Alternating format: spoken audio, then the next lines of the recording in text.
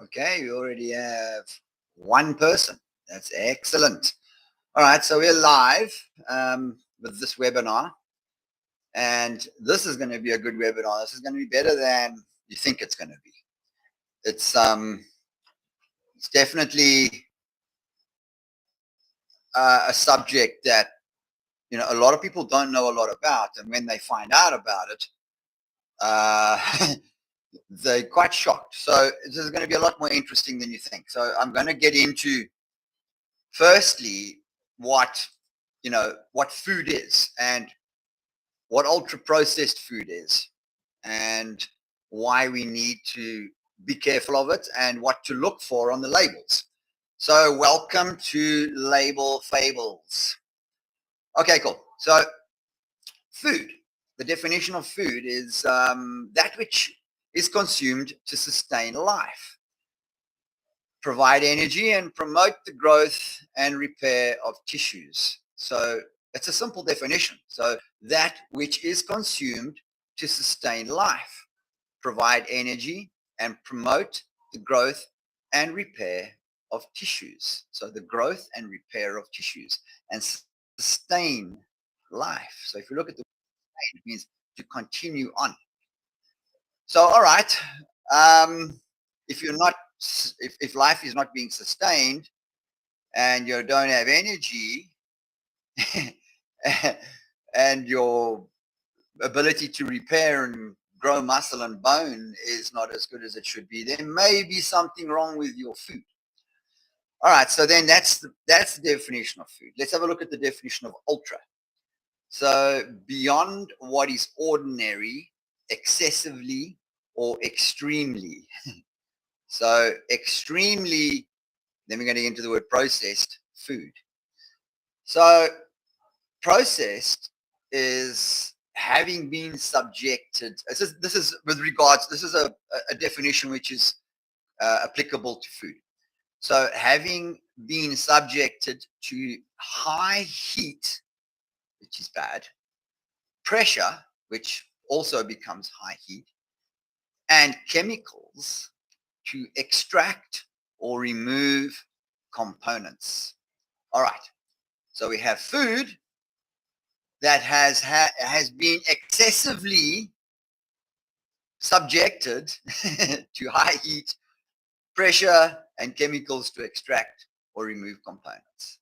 That doesn't sound too healthy to me, and that is actually what's going on this planet at the moment. Is that we have a lot of foods that are apparently healthy and passed as being generally safe to consume by the FDA or by other health organizations, and they're not. Obviously, big food is just like any other big entity that has a lot of money and has a lot of clout and can get their way by throwing money at something. So just keep that in mind as we go through this. All right, so I'm sure we're all on the same page on that anyway, otherwise you wouldn't be listening to me. Okie dokie. So then let's have a look at some of the labels that that you need to be looking for and what you need to look at on those labels. I just want to get into it here. It's on a label are really what you should be looking at. The ingredients are like out there, you know what they are. It's like, okay, so we're going to be drinking orange juice. It's like, what's the ingredients? It's orange pulp, orange juice, blah, blah, sugar. The other ingredients are the things that they add to process it. Okay. So what you need to look at is the order of those ingredients and other ingredients. So they always put the largest content first. So let's say it's orange juice. If oranges are not the first ingredient in orange juice, then that's already a red flag. So if it's something like high fructose corn syrup, that's the first ingredient. That means that's the highest property in that product. So So they list it from highest quantity to the lowest quantity. The first three ingredients are especially important. So as they constitute the largest portion of the product. So you've got to make sure that those are, the good, healthy ones. The other thing that you've got to look at is, how long is that list of ingredients? So if it's like longer than 3 lines, it's an ultra processed food. And red flags that you can look at in that is, if the top ingredients contain like refined grains, sugars, hydrogenated oils, which is like sunflower oil, canola oil, vegetable oil, there's all sorts of names for that, then the product is most likely unhealthy. One of the major things on any kind of product, and especially health products, is the front label claims. So the front label of food packaging, it often includes claims like keto friendly, low carb, no added sugar is a good one. I often get people going, but this has no added sugar. Yes, it's got no added sugar. It's got no added sugar. And this is misleading because it has a ton of sugar in it. It's got no added sugar though. So these are marketing tactics. These claims are often intended to make products appear healthy, and they're actually not. And,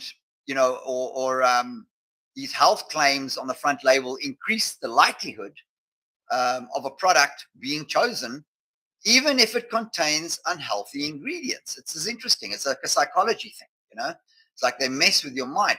So it's the healthy alternative. Start your day the healthy way, and these little claims on the front of the packaging, a little red emblem at the bottom of the, on the side, it says some healthy little thing. And people go, oh, wow. And they take it off the shelf and they put it in their cart. So, examples of this kind of food is like whole grain Cocoa Puffs. Whole grain may imply it has some kind of health benefits, but if you look closer at the ingredients, it will reveal that it has, high levels of sugar. So, all right, let's have a look at understanding serving sizes. So this is also another thing. This is another lie that they spin out there with regards to getting you to buy a product where they've found a loophole in the law. So nutrition labels provide information based on a standard serving size. But these serving sizes are often way smaller than what a person would typically eat. Like a basic packet of chips, for instance, potato chips. The serving size on it would often be like, 3 or 4 chips.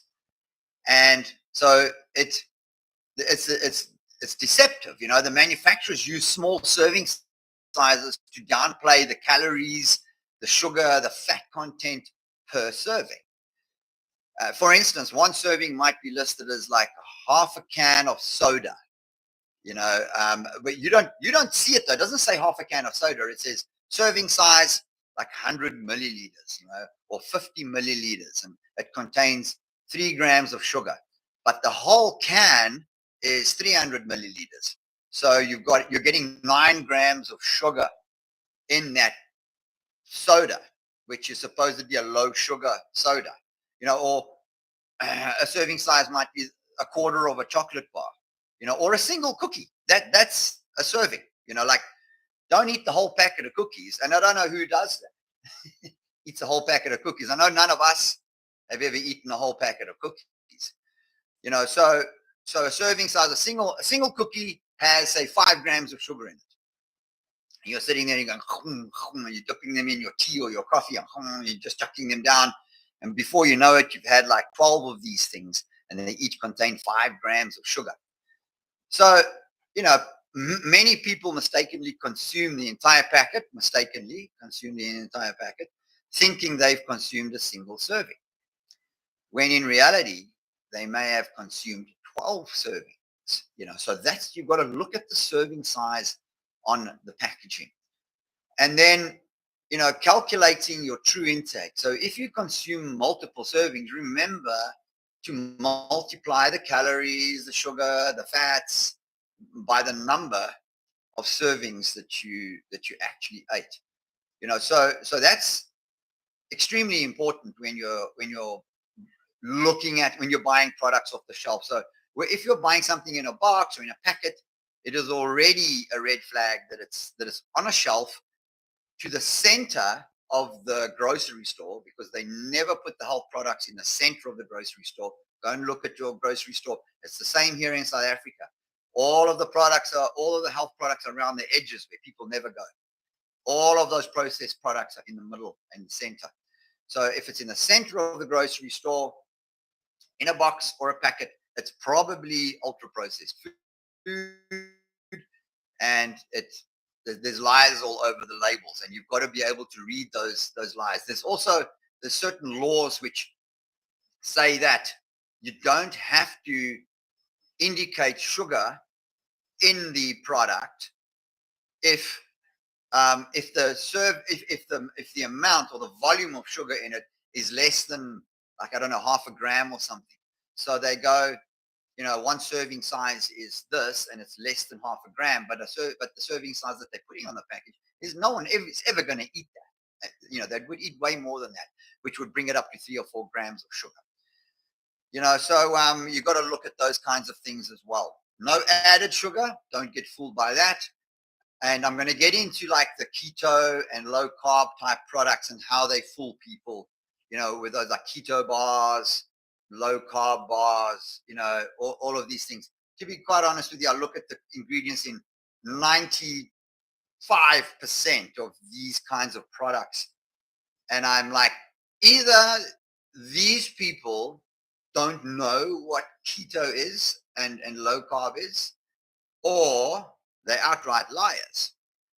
So you got to really be able to navigate that.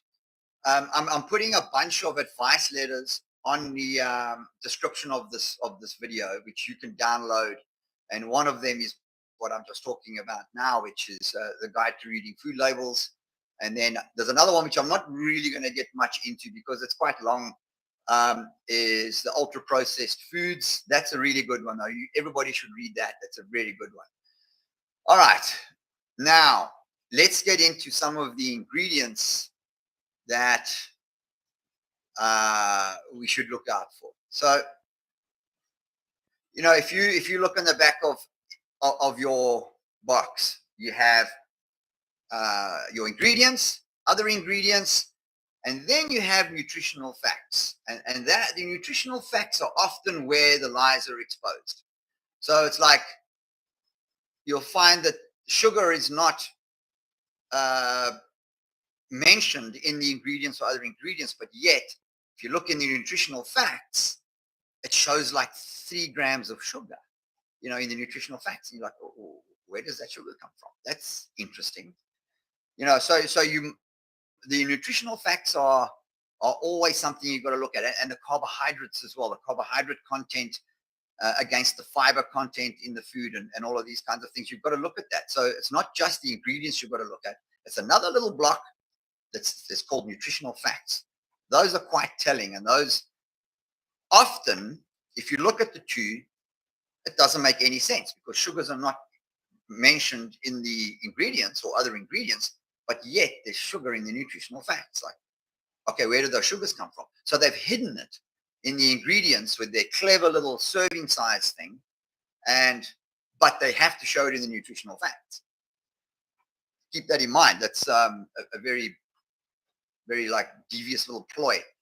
And like I was saying earlier about the way they set out, the supermarket or the grocery store.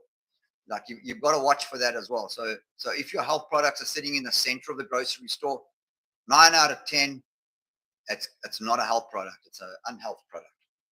All right. So different types of ingredients that we need to look out for. And I'm not going to go into all of it because you're going to get this if you can download this document. But it's interesting to see what's put into these products and what they do, and how it's like all seems to be okay. Like the FDA recognizes these as generally safe. So it's generally safe. They call it GRAS, generally recommended as safe. GRAS. And I don't know about you, but I don't have a lot of faith in those kinds of organizations which regulate our food and our drugs. It just doesn't make any sense to me. And usually the CEOs of these organizations come from like a big agri organization, where they spray your crops with all this deadly stuff, and or a pharmaceutical company. Like it's like just doesn't make any sense. It's like a conflict of interest for me. All right, cool. So there's a few major culprits when it comes to bad ingredients. So one of them is sulfites. So sulfites are used to keep prepared foods like cold meats, ham, that kind of thing. If you ever saw how they process ham, no, it's horrible. It really is. It doesn't look like it goes through that much processing, but it is very bad. It goes through ultra high heat, ultra high pressure, ultra high ingredients. It's like just insane. So anyway, sulfites, they cause breathing problems. Like that's been known to cause breathing problems. I know this because I grew up kind of asthmatic. I used to have the sports induced, well, I thought it was sports induced asthma, but it was actually, ingredient induced asthma. I was very sensitive to all sorts of things like, sodium benzoate and all these preservatives that they put in food. All right, so the other thing, let's have a look here. So potassium bromate, they put it in bread to make its volume better. And also, and then one of the big culprits is monosodium glutamate, MSG. So it's a flavor enhancer. It actually is known to paralyze your taste buds open so that you get more flavor in. So you can imagine what it's doing to your insides, paralyzing your taste buds open. And so it's linked to nerve damage, heart problems, seizures, but yet they still put it in food. Like and it's generally recommended as safe by the FDA. So there you go. Refined vegetable oil. I'm not even going to go into that. So soybean, safflower, canola, peanut oil. They're all high in omega-6, and that just causes health problems. Sodium benzoate, which was the one that used to mess me up, it's a carcinogen. It causes damage to your DNA. So that's probably why I have a tail. And then let's have a look at some sweetness. So saccharin. So people, if you go and Google or look for what a saccharin is, it talks about different kinds of sugars. But it's actually a carcinogen found to cause bladder cancer. So that's what saccharins are. So if you see saccharin on the ingredients, leave it alone. Aspartame, I think we all know that. Aspartams shouldn't be in there. High fructose corn syrup. So high fructose corn syrup is contained in a lot of like energy gels, and it's made from genetically modified corn.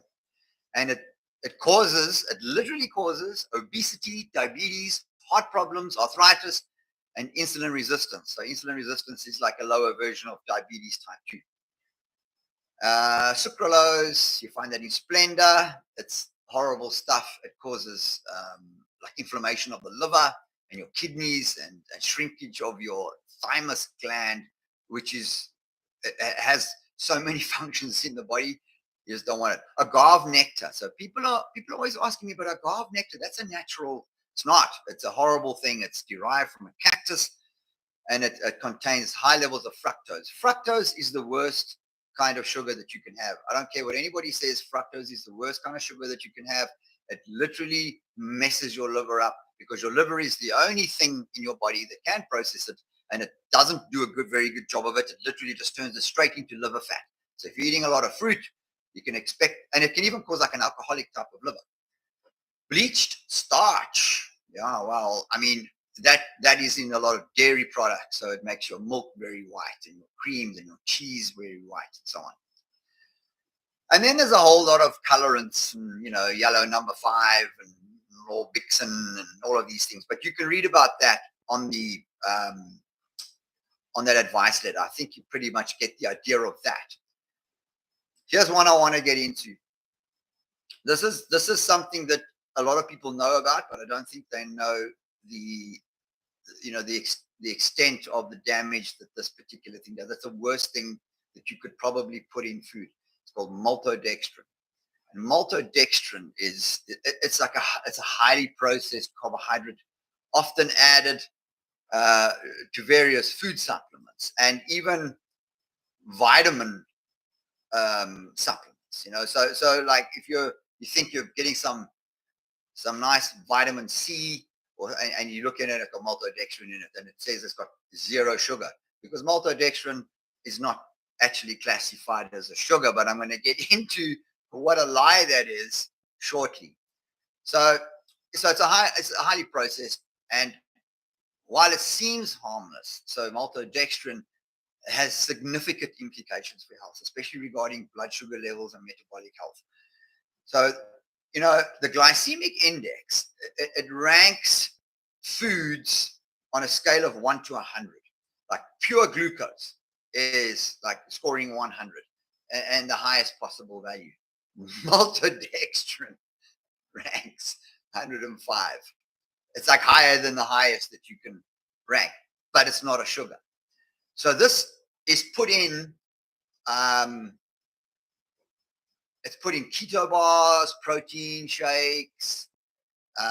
It's put in, low carb foods, and it's put in vitamins, and they even deceptively put it in like sugar alcohols like stevia, and don't show you that because they don't have to name the drying agent that was used to dry out stevia, because the stevia comes from a leaf, so it's wet and it's soggy, and so they've got to dry it out somehow. So normally what they do, they freeze dry it.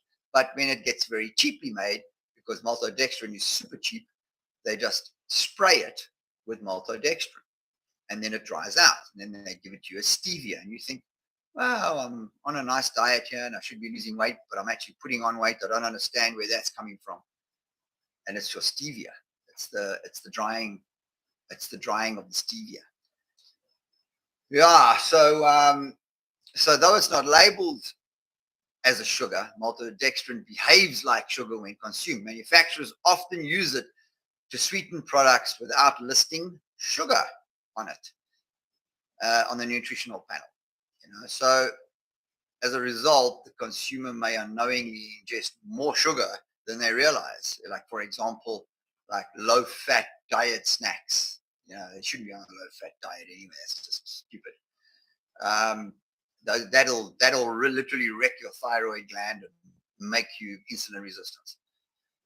So they put it in protein powders. They put it in sugar-free sweeteners, like I said before, Splenda. That spikes your blood glucose. So it's very high on the glycemic index, and it's a rapid increase in blood sugar as well. It's like goes like this, bang, and your insulin just like kicks in, and that's when you have too much of it, it can actually cause diabetes. So people think that they are eating. I actually saw diabetic-friendly cookies the other day in a supermarket, and it had maltodextrin in it. I was like, huh? Like that's like the opposite of diabetes-friendly cookies. So so always look for maltodextrin. It's the worst thing. So it causes your insulin resistance, diabetes type 2, and all those things. It also interferes with your nutrient absorption. So it contributes like vitamin deficiencies and mineral deficiencies and all sorts of nutritional deficiencies. It has empty calories. So you're putting these calories in your body, which are making you fat, but these calories can't be used. It's like such a lie. And all right, so if you're looking for maltodextrin in your product, I would stay away from all protein bars, all protein powders, meal replacement shakes, infant formulas. Like, can you believe it? They put it in infant formulas, and it just ruins children, and it ruins their immune system. It's like, you shouldn't be using infant formulas. Make your own infant formula if you're going to be, if that's, canned fruits, and sauces, salad dressings are full of maltodextrin. So you got to look out for all of those things. And then they put maltodextrin in beer to make it sweeter, and it doesn't increase the alcohol content, but it gives the beer body, and it makes it sweeter, it makes it taste nice. It's like num num num, and in actual fact, it's messing with your health. And it also uses it as a filler in foods to give it more volume and texture. And so you need to just be very careful when looking at keto-friendly products and low carb products and health products in general, because they usually lies on those labels. Make your own food. That's the simple way of doing it. The food industry just loves maltodextrin. It just loves it because it's inexpensive. It has sugar-like properties, but it doesn't alert consumers to its sugar-like properties. It's a little bit like covert and insidious the way it gets into your diet, and it can enhance flavors without needing to be listed as a sugar. So yeah, I would definitely steer clear of it. So what can we have? Okay, so all the things we can't have. So if you're looking for a sweetener, I would go with, there's two sweeteners that I would go with because they're usually pretty clean, and erythritol is one of them. It's keto friendly. It has 0 calories, 0 on the glycemic index, so it has no significant impact on insulin levels, because insulin is what makes you fat, remember, and it makes you sick if you have too much of it. It's derived from fermented cornstarch, so that sounds like it's bad, but when something's fermented, it changes it changes it. It's a natural way of processing something. It's not the chemical process of something, so it makes it more digestible, and it's not an unhealthy thing when something is fermented. In actual fact, I'm very anti-soy, but fermented soybeans are actually quite good for you. So fermentation is a good way of making something edible and healthy. So it's also known for its mild sweetness, and it also doesn't mess your stomach up too much like a lot of these sugar alcohols do. A lot of these sugar alcohols, they get into your digestive system, and then they start going like, they start churning up your digestive system, and you get gas, and you can get diarrhea and all sorts of things for them. But erythritol has a very mild effect on that. And the next one is xylitol. So this is, xylitol is okay. The problem with xylitol is it's either made from the bark of a birch tree, which is the organic version. Then you get them that are made from corn cobs. So if you're getting the one that's made from corn cobs, it's probably GMO, and it's probably sprayed down with maltodextrin, and you should probably stay away from it. Xylitol is low on the glycemic index, but it's not 0. It has definitely got fewer calories than sugar, and it has reduced effect on blood glucose. But excessive consumption can cause a problem. So it's not a bad one to use. You can use xylitol if you have to. It's quite sweet. I personally don't like the taste of xylitol, but I do like monk fruit. So monk fruit is also similar to erythritol, where it has 0 calories, 0 on the glycemic index, keeps your insulin levels low. So it's a proper diabetic friendly type of sweetener. So for those looking to avoid the blood sugar spikes, I would go for monk fruit. We use monk fruit in our house mostly. We also use erythritol, but you can combine the two for texture. And it offers a smooth kind of taste, and it's it's a staple diet in keto friendly desserts, and they're totally fine. All right, stevia is the one. I use stevia in a lot of our supplements, and it's not bad at all. The problem is the fillers that they use with stevia. If you don't get, I get a pharmaceutical grade when I make our supplements, so it doesn't have any of that in it. But these manufacturers put maltodextrin, they put dextrose in there, and these things just, why don't just eat sugar? It's probably healthier for you than having stevia with maltodextrin and and the other stuff, dextrose in it.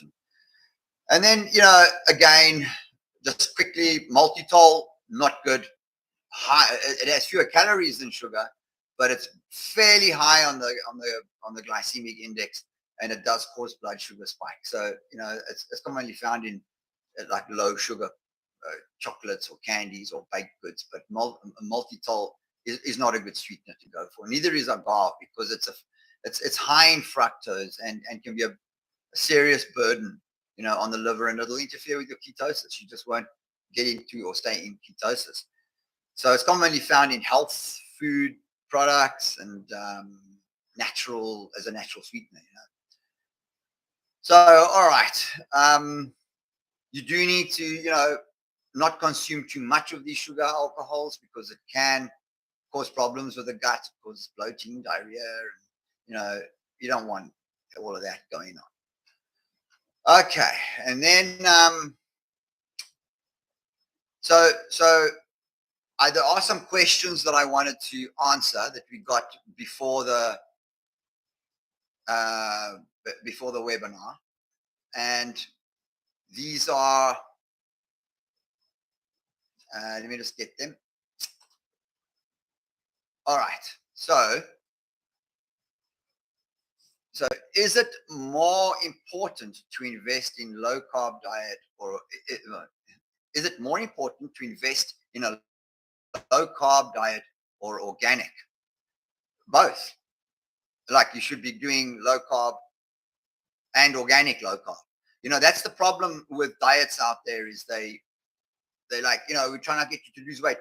You shouldn't be looking at losing weight. You will lose weight if you get healthy. So, you need to be making sure that your low carb diet is organic. You should be eating your vegetables on a low carb diet. You should be eating organic meat and grass-fed meat on a low carb diet or on a keto diet. Don't just go low carb. It's like that's not going to help you.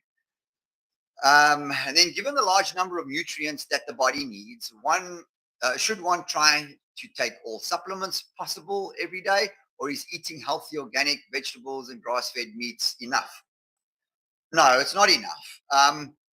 It's definitely better than anything else, but it all depends on, especially with the vegetables. So you go, I've got these organic grass-fed hydroponic vegetables, and that means the hydroponic, they've got no goodness in them, they've got no minerals in them.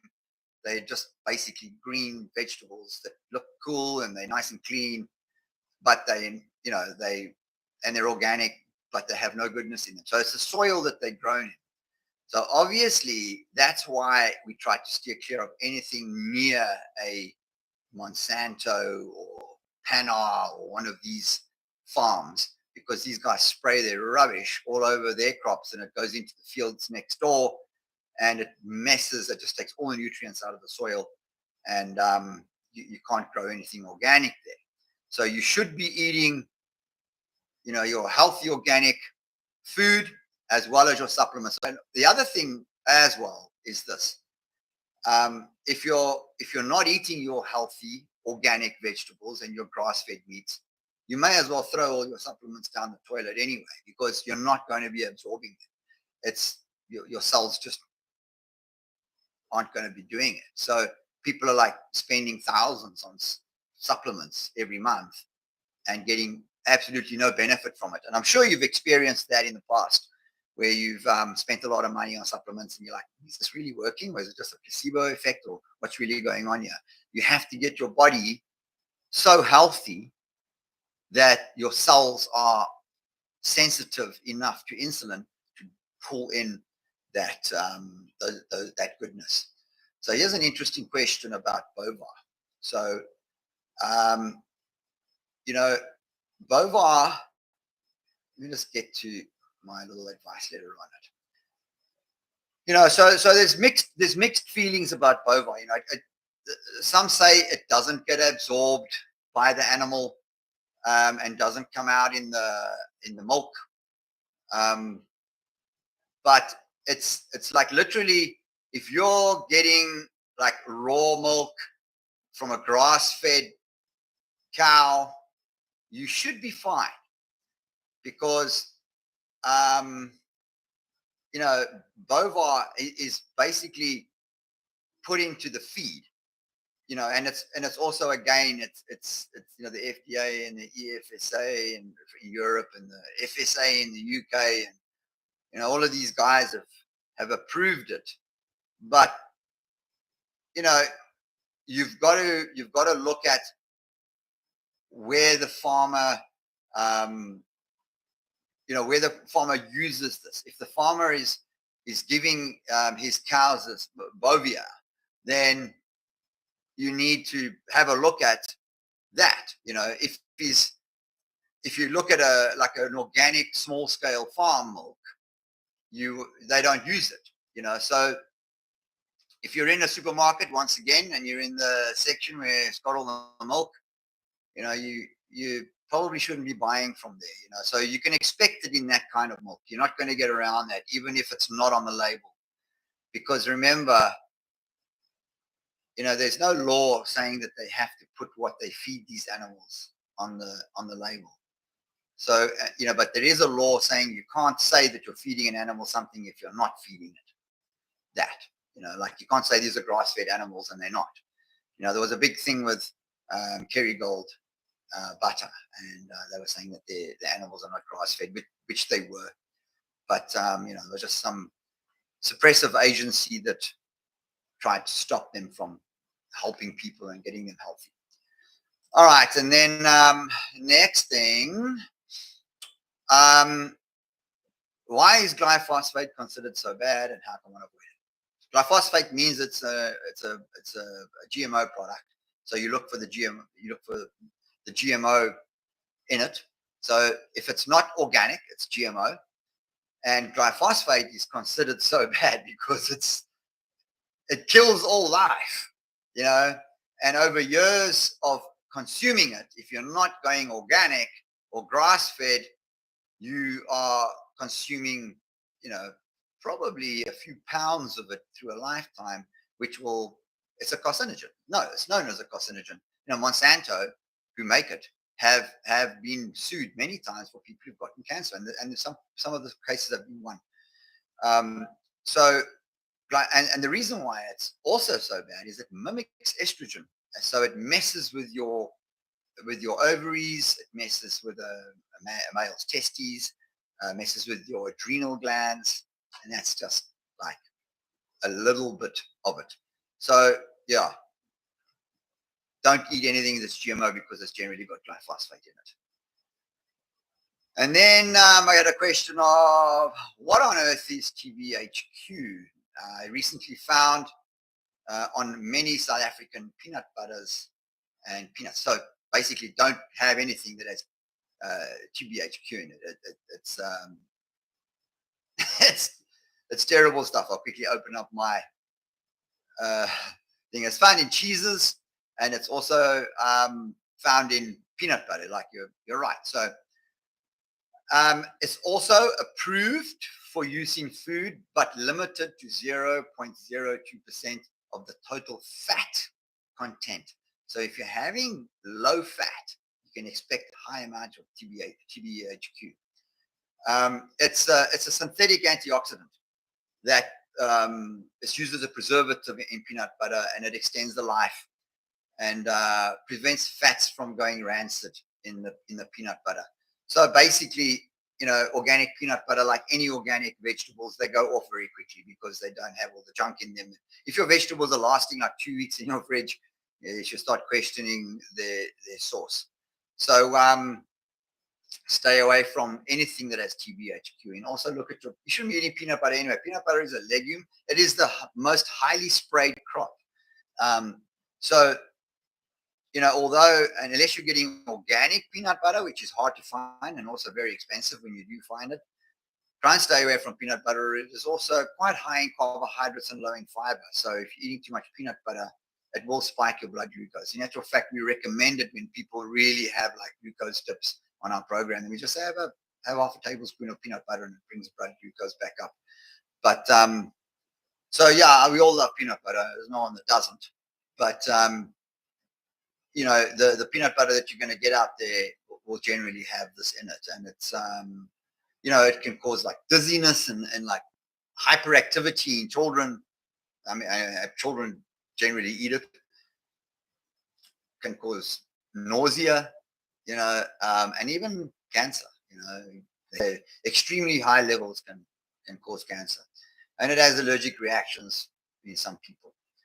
So yeah, and it can also be called something called preservative E319 is also another thing that the TBHQ is called. So you can watch out for preservative E319.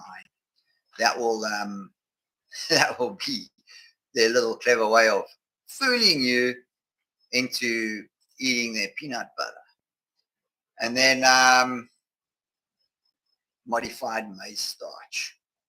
Where in South Africa do you find cream cheese with no modified maize starch? At your small little farm stores or health stores. Like where I live, just up the coast, is a place called Belito, which is a little town. And I drive there, and it's about I don't know 30 miles from here. And we go there every Friday to this little health store, and we get our fresh produce there. We get our kale and our lemons and all of our stuff there. And one of the things we get there is our cheese, because it has none of this other stuff in it. So modified maize starch is terrible stuff. If you see it on the label, just put the thing back on the shelf. And then rennet, it's also on cheese labels. So the difference between animal rennet and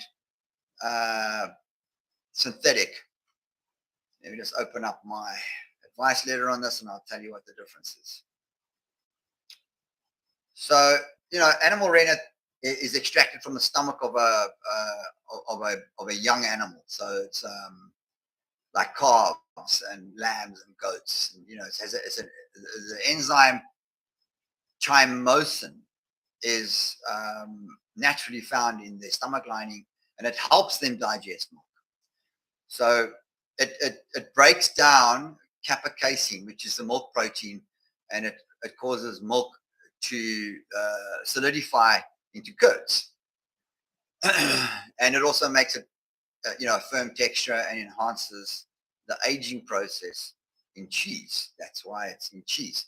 So that's so again, you've got to buy your cheese not from mainstream chain stores. You've got to go to your small farmers markets. Question the owners at these shops, like, what's in this cheese? What is the farm like? What is the farmer's viewpoint on health? What is the farmer's viewpoint on hormones? So that's how you would look at it. So then if you want to look at the non-animal rennet, you'd have it's derived from like fungi or bacteria, and it's fermented to produce like a chymosin-like enzyme, but it's not a chymosin enzyme. And it's very affordable, and it makes the cheese get a slightly bitter taste. So when you get these big blocks of cheese from your chain store, it will have the artificial version in it. And they use it a lot. The artificial version, they use it a lot in vegan products. It's it's terrible stuff. I would stay away from anything that's processed like that. So just stick to the natural stuff. Go to your farmers markets, go to your farm stalls, go to your farms, and find out. And I know there's a lot of homework to do when you want to be healthy in the beginning, but once that homework's done, It's like this beginning spade work to dig that hole, and then it's done. Then you've got your people, and you know where to buy this, and you know where to get that, and you're no longer like driving around in circles, going from shop to shop, having arguments with the store owners about what's healthy and what's not. So yeah, that's what I would do as far as that. I hope that answers your question. And then the last question here is, if one has gut issues like bloating and indigestion, is there any point taking a hoard of supplements like vitamins and minerals? Or is it better to fix the gut first, like gallbladder formula, probiotics, and digestive enzymes until the gut is handled? So, yeah, it depends what the gut issue is. If you're getting bloating and indigestion, what are you getting it from? Are you getting it from vegetables? Are you getting it from other fibrous food? It's doubtful that you would be getting it from meat or fat, but you can be getting some kind of indigestion from meat or fat. Like you say, if the gallbladder is blocked up with sludgy bile or gallstones, and that may have blocked what they call the common bile duct. So now you don't have the enzymes from the pancreas going in to the small intestine and breaking down the fats, and that can cause all sorts of digestive issues. So to answer the question, you've always got to make sure that you've got your vitamins and your minerals going in. Definitely minerals. You can get a lot of vitamins from the food, but not enough. I mean, not in today's age. You're not going to get what you need from your vegetables completely. But there are things that you can take, like for instance, vitamin C. You'd get that from sauerkraut. If you eat sauerkraut every day, like a tablespoon or two with your meal, and that's loaded with naturally occurring, bioavailable the vitamin C complex, not just ascorbic acid extract. And so you can do that. You can get your vitamin Bs from your nutritional yeast. Get a nice unfortified nutritional yeast, and you can, if you're taking your dark leafy greens, you'll get your minerals from there. But you may need to, from time to time, take a supplement. You might feel that you're deficient in certain things. But definitely, if you are deficient in your fat-soluble nutrients, then you're probably sitting with a gallbladder problem. And I would definitely, Tutkas or purified bile salts, definitely a way to go. Probiotics, you got to be careful with probiotics. There's a lot of talk about it and that you must take it, and that's no doubt. But I can tell you something. If you're having bloating, betaine HCl is one of the best things you can take for bloating. So grab some betaine HCl, take that. That should handle the bloating. You'll get a lot of so here's how it works. When you've eaten a bad diet for a long time and now you want to eat healthy, your gut bacteria and your gut biome has evolved into something else, and it's not doing the job of breaking down the new healthy food that you're eating. And then suddenly it's like, I hate this diet, it makes me feel terrible, and blah, blah, blah, blah, blah. And it's actually not the diet, it's your previous diet that is causing this. So again, sauerkraut, because it's fermented, which means it's kind of already digested, goes in there, it's very mild on the stomach, very mild on the intestines, and it's very mild on the gut biome. So the gut biome that's meant to digest fiber starts to flourish when you're eating sauerkraut. So it grows like back to what it should be, like evolves into this force to be reckoned with in your stomach, and that stops bloating, because bloating is usually caused by a lack of ability to digest fiber. So the fiber goes through and it just irritates everything, and it turns into gas and makes you feel like you've eaten a basketball or something. So sauerkraut, man. I recommend sauerkraut anyway. I eat sauerkraut every single day. And then, if you really need the probiotics, if there's really something going on there, yeah, absolutely. I'm not saying there's anything wrong with taking probiotics. You should have the correct probiotics in you, but there's ways of nurturing that. But if your stomach is really badly off, try some probiotics. You also don't want to have too much of the good bacteria. You don't have too much of it. If you have too much of it, it's like having too little of it. It like causes this imbalance.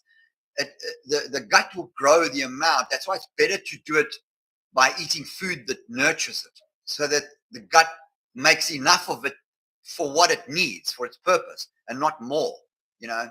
So it's like insulin. You have insulin is absolutely necessary in the body, but if you have too much of it, it's bad for you.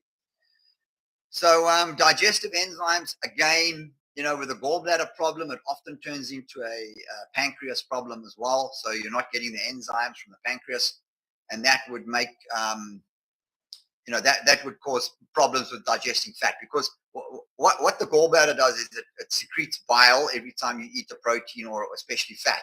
It like squeezes it, like there's a hormone that touches it and it squeezes the bile out, and it goes down this little pipe and into the small intestine. But there's another little pipe that comes from the pancreas, and it joins up with that pipe just before the small intestine, and that little piece that goes into the small intestine is called the common bile duct. And that means that the enzymes and the bile go in together. So the bile can block up that common bile duct, which means the enzymes are not getting through either. So here's how it works. If you have enough bile, it breaks down that fat into small enough particles for you to be able to utilize it as a nutrient, and for it to be absorbed through your intestinal walls. But sometimes it needs to be broken down even more, and that's what these digestive enzymes do, these lipase type enzymes. They break it down into even smaller particles, and so that they can go through the walls of the intestine. I mean, one of the things that really help with this, especially if you're struggling with a gallbladder problem and you're in the process of fixing it, but it's not fixed because it can take some time, is take MCT oil. MCT oil bypasses the whole system of breaking it down and everything, and it's medium chain triglycerides, which means those particles are exactly the right size to fit through those intestinal walls, and it has massive. You can watch my video on it on YouTube. It has massive health benefits. MCT oil. It does all sorts of things besides just give you energy. It has it can handle your cholesterol levels. It's great stuff. I use it every single day. I have a bottle right here next to my desk, which I just glug on every so often when I feel like it. So also just make sure you take it in you don't have too much of it right in the beginning, because that can cause a problem. All right, so I have a question here. How do we know if the stevia or erythritol contains maltodextrin? Any brand you can recommend? It's hard, but don't get a cheap ass version of the stevia. Spend the money and get the good stuff. So I mean, in South Africa, we supply stevia, and it's a good, very strong, very pure version of stevia. So it's very expensive though, but you don't use a lot of it, so it actually doesn't work out that expensive. Brands, a lot of it comes from China, and if it does, probably got the maltodextrin and other stuff in it. It's hard for me to say what brands. I haven't really looked at what brands are good and what brands are bad as far as stevia goes, because it's very hard for me to commit myself to say this doesn't have maltodextrin in it. That's how devious this whole thing is. It's like we don't know whether it's got maltodextrin. Probably that question is a good question, because it's probably the most devious thing the food industry does, is slip it into a product so that you'll never know, because it's not actually part of the ingredients. This was a drying agent which they used further down the processing trail, so they don't really tell you about it, kind of. So yeah, it's a difficult one, that. Anyway, okay, I hope you got something out of this.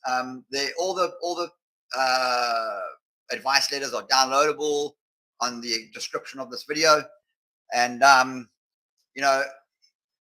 let me know, send me a message, let me know what you'd like to hear about next. We'll do another webinar next week. I'll put an ad out and you can all watch. And I hope you got something out of this webinar. It is a very important part of obviously trying to be healthy, is making sure you know what goes into you. So rule of thumb, if it's in a package, you probably shouldn't be eating it, although it's hard to avoid sometimes. I get that. But try to avoid it. Try to stay away from all those packaged foods and everything. Try to go, like I always say, farm to fork. In actual fact, there's a shop down the road from us called Farm to Fork. And that's the best way to do it, farm to fork. From the farm to your fork, that's the shortest path, is usually the best path. When I sometimes when I ride my bike around the farming areas, I often stop and speak to the farmers about their crops and what they grow and how I can, how can I get it from them if it's an organic thing. So that's what I do. So that's kind of what you should do. And that's what I say. It will take a bit of homework to get your products that you want. But I've been doing this for 14 years and we have our suppliers. We know where to get our stuff, but it's taken a lot of work to find it. And my wife is very good at it. I'm also very good at it. And we all are always looking for the good stuff. And we know where to get it now, So in the US, we have a page called USA Best Body Health Coach, a Facebook page. You should join that page. It's for people who've done our program, and it helps them find good food in the US, And in South Africa, I can help to a degree, depending on where you live. All right. Well, thank you very much for joining me with this, and I hope you all got something out of it. And I'll see you in the next video. Bye.